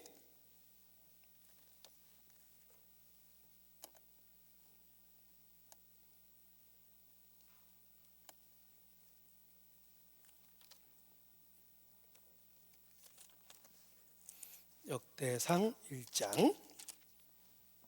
역대상이라는 말은 역사책 상편이라는 뜻입니다. 거기에 최초의 사람부터 기록되어 있습니다. 최초의 사람이 누굽니까? 누구죠? 아담. 네, 아메바가 아니에요. 아메바가 진화된 게 아니라 최초의 사람은 아담입니다. 아담은 키가 좀 작았던 것 같아요. 그건 또 어떻게 알죠? 아담하다고 돼 있잖아요. 네. 자, 아담 부인의 이름은 누굴까? 성경에 보면 하와, 이브라고 그럽니다. 이게 발음의 차이인데 똑같은 말인데 아담 부인은 하와입니다. 또 왜 아담 부인은 하와일까? 아담이 하와를 처음 만난 그날 아마 이렇게 인사했을 겁니다. How are you? Fine, thank you. 이랬겠죠. 네. 하와는 생명이란 뜻입니다. 자, 첫사람은 아담입니다. 아담으로부터 시작됐습니다. 이렇게 시작부터 얘기해 줄 수 있는 분은 하나님이십니다. 제가 읽어드리겠습니다. 역대상 1장 1절. 아담 세노스케나 마라야 아라야 농무두세라 라맹 노아세맘 야벳사드는 고멜과 마고바다 야왕과 도발과 메세카디라스요 고메라드라 아스나스 디박과 도갈마 야라나드라 엘리사 다스사 기틴가 도나드미더라. 제가 읽기는 읽었는데 어떤 분이 야 이게 뭐야? 뭐 성경에 랩이 다 있네? 막 그러는데 이게 족보라는 겁니다. 성경은 아담부터 인류의 족보를 자세히 기록했는데 다세에 보면 2930명이 기록되어 있고 1551곳의 지명이 기록되어 있어요. 가장 많은 등장인물이 나오는 책, 성경입니다. 하나님만이 아담부터 얘기하실 수 있는 거예요. 제가 가장 많은 등장인물이 나온다고 그랬더니 어떤 분이 졸다가 더 많이 나오는 책도 있어요 그러시더라고요. 그래서 뭔데요? 하고 여쭤봤더니 전화번호부. 그래서 제가 졌다 그랬습니다. 전화번호부 빼고 가장 많은 등장인물이 나오는 책입니다. 하나님은 아담부터 구체적인 이야기를 해줄 수 있었습니다. 그런데 놀라운 건 여기 기록된 사람들의 이름을 하나하나 분석하고 그 지역을 분석하면 놀랍게도 고고학적인 자료와 일치합니다. 과거 역사를 추적하는 게 고고학입니다. 지금까지 2만 5천 번의 고고학 작업이 있었다고 넬슨 글룩이라는 저명한 고고학자는 말합니다. 넬슨 글룩은 자기는 평생 고고학 현장에서 지냈는데 단 한 번도 성경과 다른 유적과 유물은 본 적이 없다, 이렇게 얘기합니다. 성경은 고고학적으로 사실입니다. 제가 구체적으로 이름을 소개해드렸습니다. 바로 이분입니다. 넬슨 글룩입니다. 2만 5천 번의 고고학적 발굴 작업은 성경과 한 번도 틀린 적이 없다라고 이야기합니다. 자, 이분은 윌리엄 람제입니다. 그는 원래 무신론자였는데 옥스퍼드 대학에서 박사학위를 받았습니다. 25년 이상 성경에 있는 지역을 연구했어요. 독실한 크리스천이 됐어요. 이 윌리엄 람제는 성경에 기록된 내용이 실제 고고학 자료와 일치하고 있다는 것이 너무나 신기해서 평생 25년 동안 성경에 있는 도시만 연구했습니다. 결과는 독실한 크리스천이 됐어요. 성경은 고고학적으로 사실입니다. 과거 역사를 가장 정확하게 기록하고 있는 유일한 책입니다. 식민지 역사를 통해서 영국은 많은 유적들을 약탈했습니다. 대형 박물관은 3대 박물관 중에 하나입니다. 대형 박물관에 있는 유물은 3분의 1 이상이 성경 내용과 관련이 있다고 이야기합니다. 대형 박물관 관장을 오랫동안 했던 프레드릭 캐넌은 평생 유물 속에서 지내며 성경이 사실이라는 확실한 증거를 보았다라고 이야기합니다. 프레드릭 캐넌, 대형 박물관 관장이었어요. 성경은 고고학적으로 사실입니다. 해족속은 성경에 28번이나 나오는 민족입니다. 해족속이 영어로 읽으면 히타이트예요. 그런데 일반 역사에는 히타이트가 없었어요. 성경에만 28번 나왔습니다. 그런데 드디어 히타이트라는 거대한 제국이 지중해로부터 유브라데스 강에서부터 소아시아까지 광활한 지역을 통치했던 거대한 제국이었다라는 것이 고고학적으로 입증이 됐습니다. 고고학이 밝혀내기 전 이미 성경은 28번이나 해족속에 대한 언급을 했습니다. 가장 정확한 고고학적 기록은 성경 그 자체입니다. 그래서 비블리컬 아케올로지라고 그래요. 성서 고고학. 여러분, 불경 고고학 이런 거 없습니다. 코란 고고학 그런 거 없습니다. 사서삼경 고고학 더더욱 없습니다. 오직 고고학이라는 용어에 비블리컬이라는 말이 붙은 건 성경밖에 없어요. 비블리컬 아케올로지예요. 성서 고고학입니다. 성경은 인류 역사의 과거를 가장 정확하게 기록하고 있는 책입니다. 성경은 고고학적으로 사실입니다. 자, 고고학이 무엇인지 보여드리겠습니다. 자, 오래된 도시는 지형적으로 천연의 조건으로 도시 조건을 갖고 있어요. 넓은 평야가 있고 외세의 침입을 막을 수 있는 산세가 있으며 그리고 집단으로 생활할 수 있는 강이 있어야 돼요. 그런 천연의 도시는 지형적으로 선택된 곳이기 때문에 옛날에도 도시면 지금도 도시일 수밖에 없고 도시가 재건되면서 점점 지대가 높아집니다. 이걸 텔이라고 그래요. 언덕이란 뜻이에요. 텔아비브, 아비브의 언덕이란 뜻입니다. 거기를 수직적으로 파들어가면 고대 도시들이 발굴이 되기 시작합니다. 이런 발굴 작업이 2만 5천 번 있었다는 뜻인데 비블리컬 아케올로지, 성서 고고학, 성경에 있는 역사에 대한 탐구. 성경은 역사적으로 사실입니다. 성경대 고고학, 유적 발굴이 성경의 진정성을 지지한다. 성서의 세계에 기적의 무대는 정말로 존재했다. 실제 역사적 사실에 입각돼서 기록된 것이 성경이다 라고 월간 과학은 말합니다. 수많은 고대의 지명들과 민족들의 이름 속에 노아 손자들의 이름이 남아있다. 예를 들면 아수르, 야완, 붓, 엘람은 성경에 나와 있는 지역 이름인데 실제 고고학적 자료와 일치하고 있다는 것입니다. 흥미로운 성경 본문에 관련한 많은 역사적 자료들이 있다. 성경 기록 사실에 가깝다. 사회등지에서 고고학자들 유적 발굴했고 성경 속의 기록 정확성 높다. 소돔과 고모라성 찾았다. 고고학자들 현지 답사했고 성서의 신비 점차 모습 드러내고 있다. 소돔과 고모라 사회 부근에 실존했다. 소돔과 고모라 사해 인근에 실제했으며 소돔 고모라 정말이 있었다. 구약 성서에 등장하는 에돔 민족의 유적과 유물이 이스라엘에서 대량 발굴됐고 다윗 왕 성서 외적 물증 찾았다. 모세의 법궤 보관 장소 실증 비문도 발견됐고 구약의 아브라함은 실존 인물이다. 시리아에 쏟아질 유물, 창세 홍수 기록된 판석도 발견됐다. 한마디로 성경은 고고학적으로 사실이란 뜻입니다. 자, 이 성경이 고고학적으로 사실이라는 걸 믿고 큰 부자가 된 사람이 있습니다. 바로 록펠러예요. 록펠러는 창세기 14장을 읽다가 기가 막힌 생각을 했습니다. 록펠러가 이 구절을 읽다가 부자가 됐습니다. 관심 없는 분은 돈 벌기는 긁는 겁니다. 록펠러는 이 구절을 읽다가 부자가 됐습니다. 시팅 굴적에는 역청 굴자가 많은지라. 자, 중동에서 전쟁이 일어났는데 군대가 도망가다가 역청구덩이에 빠졌답니다. 역청구덩이가 뭐냐면 보여드리겠습니다. 영어 번역에 보면 아스팔트 피치라고 되어 있죠. 바로 유전지대에 휘발성 있는 게 날아가고 남은 찌꺼기를 역청이라고 그래요. 얼마나 석유가 많이 나왔으면 역청구덩이가 군대가 빠질 정도로 큽니까? 이게 역청구덩이에요. 이게 역청구덩이에요. 이런 역청구덩이가 그렇게 많았던 겁니다.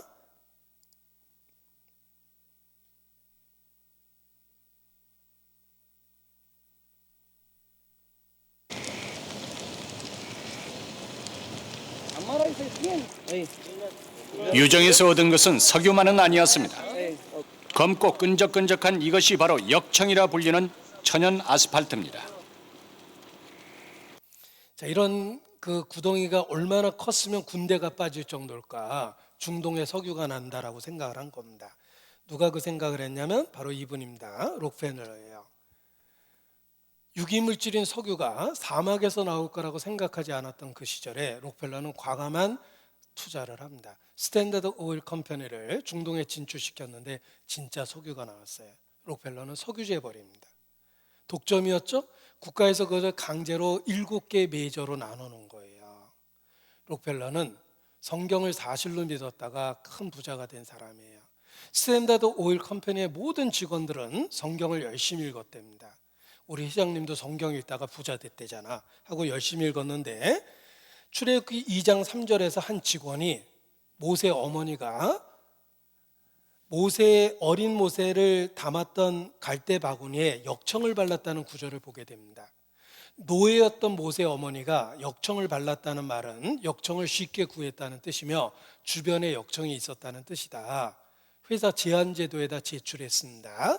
그 다음날 회사에서는 찰스 피트스쿠스라는 지질학자를 현지에 파견했습니다. 그리고 며칠 있다 연락을 받았는데 엄청난 유전지들을 찾아냈어요. 자, 여러분도 또 다른 구절이 있는지 열심히 읽어보시기 바랍니다. 우리가 언제까지 이렇게 살 수는 없잖아요. 우리도 한번 부자가 돼야 될 텐데 성경을 사실로 믿고 부자가 된 사람들이에요. 자, 우리 시대에도 똑같은 이야기가 있습니다. 보십시오. 중동의 모든 나라에서 석유가 납니다. 딱 한 나라를 제외하고. 중동의 모든 나라에서 석유가 납니다. 딱 한 나라를 제외하고 이스라엘이에요. 이스라엘에 석유가 안 나요. 중동의 산유국들은 이스라엘을 적으로 취급하기 때문에 석유를 한 방울도 안 팝니다. 이스라엘은 살아남기 위해서 그 석유를 남미 같은 비싼 데서 수입을 했어요. 그래서 이 전기료가 가장 비싼 나라가 이스라엘이에요. 석유를 멀리서 사와야 되니까. 주변 아랍국은 한 방울도 안 팔아요. 적성국가이기 때문에. 이스라엘 사람들은 그걸 늘 억울하게 생각했습니다. 야, 이게 무슨 약속의 땅이냐? 모세가 잘못한 거다. 우양우 좌양자 했어야지 우양우 했으면 되냐? 이게 그 방향만 조금만 바꿨어도 우리 땅이 바뀌었을 텐데 모세가 잘못 선택했다 이렇게 생각을 한 거예요. 왜 이스라엘에만 석유가 안 날까? 그러다가 러시아에서 지질학을 전공했던 러시아계 유대인이 이스라엘로 이민 왔습니다. 틀림없이 이스라엘도 석유가 날 거라고 생각하고 성경을 열심히 읽었어요. 성경을 읽다가 발견한 구절이 있습니다. 어떤 구절을 발견했냐면 신명기 33장 18절에 스불론 지파에 대하여 바다의 풍부한 것 모래에 감춘 보배를 흡수하게 될 거라는 말씀을 보게 됩니다. 이거 석유다. 바다의 풍부한 것, 천연가스, 모래에 감추인 것, 이거 석유다. 스불론 지파가 어디에 속해 있는지 그 땅에다가 석유회사를 차렸습니다. 또 아셀 지파에 대해서도 그 발이 기름에 잠길 거라고 예언이 돼 있었어요. 아셀 지파가 차지했던 그 지역 있죠. 그 지역의 땅에 석유회사를 세웁니다. 그리고 정말 석유가 났어요. 이 사람입니다. 1984년 이스라엘로 알리한 루스킨이라는 사람인데, 알리아라는 말이 이민 오다 이런 뜻이에요. 히브리 말로. 러시아에서 태어나서 지구 물리학을 전공했던 그는 틀림없이 석유가 날 거라고 생각을 했어요. 그래서 거기가 어딘지 성경을 열심히 읽다가 스불론 지파와 아셀 지파에게 주신 말씀 속에 석유가 날 거라는 확신이 들고 그곳에 땅에 석유회사를 차리고 석유를 시추하기 시작했는데 2004년 진짜 석유가 났어요. 최대 규모의 유전을 2004년도에 발견했는데 연이어서 여기저기서 석유가 발견되기 시작합니다. 한 곳에서만 발견된 석유만 세계 1위가 사우디아라비아의 매장량인데 한 곳에서만 발견된 것만 해도 사우디아라비아에 이어 세계 제2위래요. 한 곳에서만. 다 합치면은 세계 1위랍니다. 진짜 석유가 난 거예요. 2004년도에 발견했고 2019년 작년 기반 시설을 다 갖추고 드디어 석유를 뽑아내기 시작해서 이 전기값이 절반 이하로 다 떨어졌답니다. 이스라엘이 산유국이 된 거예요. 근데 그 엄청난 석유를 어디다 팔아야 될까? 유럽에 팝니다. 보십시오. 유럽은 3분의 1 정도를 러시아에서 천연가스를 수입해서 살았어요. 러시아가 툭하면 유럽에 횡포 부렸죠. 천연가스관을 잠가버리고 안 판 거예요. 그게 유럽의 최고의 약점이었는데 드디어 유럽에 그 문제가 해결됐어요. 이스라엘이 이스트메드라고 그래서 유럽을 향하는 석유관을 건설을 했어요. 러시아가 엄청 손해보게 생긴 겁니다. 3분의 1이나 되는 시장에 위협이 생긴 거예요. 러시아는 석유 아니면 먹고 살 방법이 없습니다. 이스라엘이 우리 시대에 석유를 채굴할 수 있는 기반 시설을 다 완성했고 유럽 수출을 위한 이스트메드라는 송유관 건설을 했어요. 성경에 예언된 그대로예요. 마지막 때 이스라엘은 엄청난 부귀를 얻게 될 거라고 약속하셨는데 우리 시대에 정말 그렇게 됐습니다. 이제 우리 시대에 일어난 일 중에 하나입니다. 성경이 사실이라는 걸 믿었다가 이 석유를 발견하게 된 사람들의 이야기예요. 자, 609페이지 역대상 1장 다시 한번 봅니다. 이런 말씀도 있어요. 609페이지 19절입니다. 19절에 보면 에벨은 두 아들을 낳아 하나의 이름을 벨렉이라 하였으니 이는 그때의 땅이 나뉘었으며. 자, 과거에 있었던 이야기를 설명해 주시는데 땅이 나뉘어졌답니다. 벨렉이 태어나던 시절에 벨렉이라는 말이 나뉘어진다는 뜻이에요. 영어로 divide입니다. 창세기 1장에 보면 천하의 물을 한 곳으로 모아 바다라 칭하고 드러난 육지를 땅이라 칭하셨는데 그게 단수예요. 땅이 한 덩어리였는데 벨렉이 태어나던 시대에 나뉘어진 거랍니다. 그런데 우리 시대에 지질학을 통해서 그 사실이 입증이 됩니다. 이거 KBS 뉴스 자료화면인데 보십시오. 원래 이렇게 지구가 한 덩어리였어요. 그러다가 벨렉이 태어나던 시대에 이렇게 나뉘어져 버린 거예요. 땅이 한 덩어리인데 나뉘어진 겁니다. 우리가 살고 있는 5대양 6대주를 컴퓨터 그래픽으로 맞춰보면 한 덩어리처럼 딱 들어맞습니다. 벨렉이 살던 시대에 나뉘어진 거예요. 이게 인도 대륙입니다. 인도 대륙이 아시아 대륙에 와서 이렇게 딱 달라붙어 버리죠. 서로 달라붙게 된 그 지점이 히말라야 산맥이에요. 왜 그런 지역이 나왔는지도 알게 된 거예요. 이게 인도 대륙입니다. 인도 대륙이 떠다니다가 아시아 대륙하고 부딪혀요. 부딪히게 되고 부딪힌 부분이 점점 높이 솟아나서 히말라야 산맥을 이루게 되며 가장 높이 솟아오르는 부분이 보이시죠? 8,848m까지 솟았어요. 여기가 에베레스트 정상입니다. 왜 이렇게 특별한 모양이 나왔는지도 알게 됐어요. 땅은 한 덩어리였는데 벨렉이 살던 시대에 갈라진 겁니다. 교과서에도 나옵니다. 이걸 판구조론 대륙이동설이라고 해요. 한 덩어리의 땅이 갈라졌다는 거예요. 그래서 판구조론, 지판이 떠다니고 있다. 대륙은 천천히 이동하고 있다. 우리가 살고 있는 대륙은 한 덩어리 땅이 갈라진 겁니다. 스티로폼을 목욕탕에다 띄워두면 둥둥 떠나듯이 지판이 떠다니고 있다는 거예요. 땅이 움직이고 있다. 이게 지금도 벌어집니다. 성경에 벨렉이 태어나던 시절에 세상이 나뉘어졌으며 주께서 땅을 진동시키사 갈라지게 했다라고 말씀하셨습니다. 이게 한 덩어리인데 갈라진 거예요. 여러분 이거 오려서 여기다 붙이면은 딱 들어맞습니다. 시루떡을 자르면 좌우 모양이 똑같듯이 지층의 구조조차도 똑같아요. 한 덩어리가 갈라진 게 맞다라는 거예요. 이게 수심의 변화가 생겨서 차이가 있어 보이는 거지 수심의 차이를 제외하면 한 덩어리가 갈라진 겁니다. 지진이 일어나는 걸 빨간 점으로 찍으면 지판의 경계선이에요. 여기 지판의 경계선 위에 떠 있는 나라가 일본입니다. 일본 열도는 사라집니다. 지판의 경계선에 있어요. 이 일본보다 더 심각한 나라가 이스라엘이에요. 여기입니다. 이스라엘이 왜 심각한지 보여드릴게요. 이스라엘이 왜 심각한지를 보여드리겠습니다. 이스라엘이 왜 심각하냐면 보세요. 여기가 이스라엘이에요. 여기가 이스라엘이라고 그랬죠. 아프리카, 아라비아, 유라시아 3대 지판의 경계선입니다. 여기에 이스라엘이 있어요. 일본보다 더 심각해요. 어떤 곳에서 지진이 나도 지진이 날 수밖에 없는 지역이 이스라엘이에요. 세계 지판이 물려있는 경계선의 나라가 있습니다. 그런데 이 경계선을 잘 확대해서 보면 여기에 이스라엘이 있습니다. 이 경계선을 확대해서 보면 놀라운 사실이 있어요. 사해바다 옆을 지나가고 있죠. 여기가 예루살렘이에요.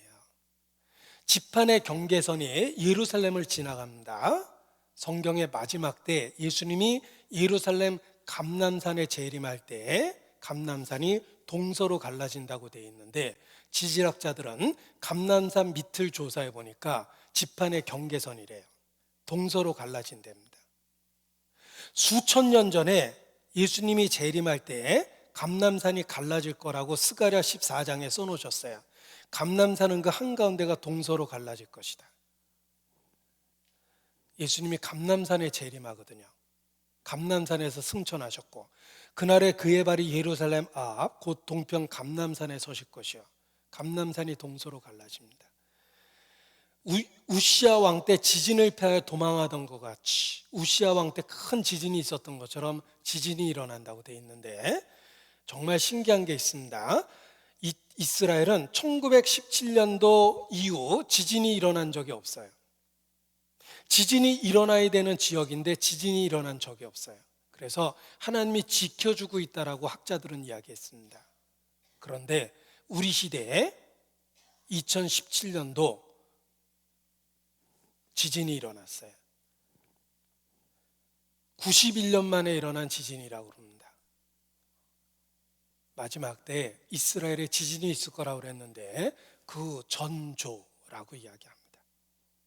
그리고 성경에 있는 또 하나의 예언은 예수님이 감람산에 재림하면 감람산이 갈라지고 거기에 생수가 터질 거라고 예언이 되어 있습니다. 그날에 생수가 예루살렘에 솟아난다고 되어 있죠. 자, 그런데 예루살렘은 가보셨습니까? 버스 타고 올라가 보면 대관령 올라가듯이 계속 길이 올라가요. 해발 700m나 되는 높은 곳이기 때문에 그렇습니다. 구조적으로 생수가 날 수가 없어요. 그런데 예수님이 재림할 때 감람산에 생수가 터진다고 그랬죠. 우리 시대에 예루살렘에 생수가 터집니다. 그래서 아랍 사람들은 불길하다 재수 없다고 그래가지고 거기다가 물줄기에다 모타를 대서 물줄기를 흩어버려요. 뉴스에도 나왔습니다. 이게 물줄기를 흩어버리고 있는 거예요. 아랍 사람이 물줄기에 모타를 대서 물줄기를 흩어버리고 있는 거예요. 마지막 때 예루살렘에 생수가 터집니다. 뉴스에 나온 적도 있어요. 예루살렘 풍곡의 벽에 며칠 전부터 40cm 길이의 물 얼룩이 나타났습니다. 일부 유대교 신자들은 메시아의 재림과 구원이 다가오고 있다는 증거라고 믿고 있습니다. יש בחזון הנביא זכריה, שם נאמר והיה ביום 자, 마지막 때 이스라엘의 예루살렘 감람산이 갈라질 거라고 말씀하셨고 예루살렘에 생수가 터진다고 그랬는데 우리 시대에 그 전조가 다 일어나고 있다는 거예요. 그래서 성경적으로 마지막 시대라고 그러는 겁니다. 자, 하나님은 창조주기 때문에 인류를 어떻게 만드셨는지 구체적으로 말씀하셨고 땅이 한 덩어리인데 갈라졌다는 얘기도 하셨어요. 그리고 사람을 어떻게 만드셨는지도 말씀하셨습니다. 사람이 무엇일까? 창세기 1장 27절입니다. 보시죠. 드디어 사람이 무엇인지 배워보겠습니다. 창세기 1장 27절입니다. 사람이 무엇일까? 창세기 1장 27절. 하나님이 자기 형상 곧 하나님의 형상대로 사람을 창조하시되 남자 여자를 창조하시고 보십시오. 사람은 놀랍게도 하나님의 형상입니다. 인간은 특별합니다. 짐승은 한 번에 잔뜩 만드셨어요. 바다에 가득, 숲속에 가득 만드셨습니다. 사람은 딱 아담 하나를 만들었고 하나씩 늘려가셨습니다. 사람은 특별합니다. 짐승이 아닙니다. 사람은 하나님의 형상입니다. 그래서 특별한 거예요. 사람을 짐승 취급하면 안 됩니다. 짐승은 죽기 아연한 이성 없는 짐승 같다라고 말씀하셨습니다. 그래서 한 번에 잔뜩 만드신 거예요. 그러나 사람은 하나님의 형상으로 특별하게 만들었고 한 사람을 만들어서 하나씩 늘려가셨습니다. 우리 각 사람이 하나님 앞에 특별하다는 말씀을 하신 거예요. 인간은 하나님의 형상입니다. 보십시오. 여기 장갑이 있습니다. 장갑은 손의 형상입니다. 장갑은 손을 위해서 만들었습니다. 손이 없어지면 장갑은 쓸데가 없어요. 장갑은 손을 위해서 만들었기 때문에 그렇습니다. 장갑이 손을 만난 그날 드디어 존재 목적이 생기는 거예요. 장갑은 손의 형상으로 손을 위해서 만들었기 때문에 그렇습니다. 사람은 하나님을 부인하면 삶의 의미가 없어집니다. 존재 목적이 없어집니다. 그런데 하나님을 만나고 하나님과 함께하면 드디어 존재 목적이 생기고 의미와 가치가 생깁니다. 인간은 하나님의 형상이기 때문에 그렇습니다. 자, 수학에서 숫자, 제로, 0의 개념을 생각하면서 숫자에 대한 이해가 더 커졌습니다. 여기 숫자 제로가 있습니다. 0입니다. 하나 더 써보겠습니다. 0, 0, 0. 몇 개 더 써보겠습니다. 자, 숫자 0은 아무리 많이 써도 가치가 없어요. 그런데 숫자 1을 앞세우는 순간 드디어 숫자 0의 가치가 생겼어요. 숫자 0은 1이 없으면 의미가 없어요. 우리 인생이 그렇습니다. 하나님 없이 인생을 살면 아무리 살아도 삶의 의미가 없습니다. 숫자 0은 반드시 1을 앞세우고 살아야 돼요. 인간은 하나님을 붙잡고 하나님하고의 관계를 갖고 살아야지 가치가 있고 목적이 생기는 겁니다. 전도자가 가로되 헛되고 헛되니 모든 것이 헛되도다. 하나님 없는 인생이 그와 같다는 것입니다. 숫자 0은 죽으나 사나 이를 붙잡고 살아야 돼요. 그대 없이는 못 살아 나 혼자서는 못 살아 그대 없이는 못 살아 나 혼자선 못 살아. 영이 일에게 바치는 노래예요. 죽으나 사나 이를 붙들고 살아야 됩니다. 인간은 하나님을 붙잡고 살아야지 존재 목적이 생기는 거예요. 왜냐하면 하나님의 형상으로 만들었기 때문에 그렇습니다. 자, 제가 아주 비싼 전자제품을 샀는데 사자마자 망가졌습니다. 비싼 건데 어떻게 하면 좋죠? 만든 데 가서 고쳐달라고 그러면 됩니다. 어떤 분은 삼성 거 LG 가서 고쳐달라고 떼쓰는데 그러면 안 돼요. 만든 데 가서 고쳐달라고 그래야 되죠. 자, 인생은 가치 있고 의미 있는데 우리의 삶에 문제가 생겼습니다. 어떻게 하면 좋죠? 내 스스로 해결할 수 없는 어려움이 생겼습니다. 어떻게 하면 좋죠? 만드신 하나님한테 부르짖어야 돼요. 하나님만이 우리의 문제를 근본적으로 해결해 줍니다. 왜냐하면 창조주기 때문에 그렇습니다. 찬송의 가사입니다. 인생길 험하고 마음 지쳐 살아갈 용기 없어질 때, 정말 그럴 때 많습니다. 인생길 험하고 마음 지쳐 살아갈 용기 없어질 때, 내가 만약에 스위치를 돌려서 죽을 수 있었다면 살면서 이미 여러 번 스위치를 돌렸을 거예요.